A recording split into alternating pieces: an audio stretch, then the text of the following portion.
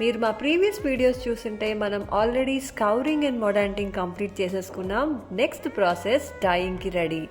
నేను మీకు ఆల్రెడీ చెప్పినట్టు ఇకో ప్రింటింగ్లో ఓన్లీ ప్లాంట్ బేస్డ్ డైస్ మాత్రమే వాడుతున్నాం. అవి ఎంత సేఫ్ అంటే మీరు డైరెక్ట్గా హ్యాండ్తో మిక్స్ చేసినా సరే మీ హ్యాండ్కి ఏ విధమైన హామ్ కూడా ఉండదు. మరి ఈ కలర్ ఎలా వచ్చింది అని ఆలోచిస్తున్నారా? ఇది కూడా ఒక ప్లాంట్ రూట్తో ప్రాసెస్ చేస్తే మనకి ఈ షేడ్ వస్తుందన్నమాట. అయితే మరి ఏ క్లాత్ అయినా యూజ్ చేయొచ్చా అంటే no, only power loom and hand woven material మాత్రమే యూజ్ చేయాలి. నాన్ ప్యూర్ మెటీరియల్స్తో డై చేస్తే ఏ షేడ్ వస్తుంది, ప్యూర్ మెటీరియల్స్తో డై చేస్తే ఏ షేడ్ వస్తుందో మీకు క్లియర్గా చూపిస్తా. చూసారా, ఇది నాన్ ప్యూర్ మెటీరియల్. ఎంత క్లియర్గా తెలుస్తుందో, కలర్ వేరియేషన్ చాలా ఉంది కదా. ఇది ఇంకా తడిగానే ఉంది. ఆరిన తర్వాత ఏ కలర్ వస్తుందో రేపు వీడియోలో చూపిస్తాను. That's all for today.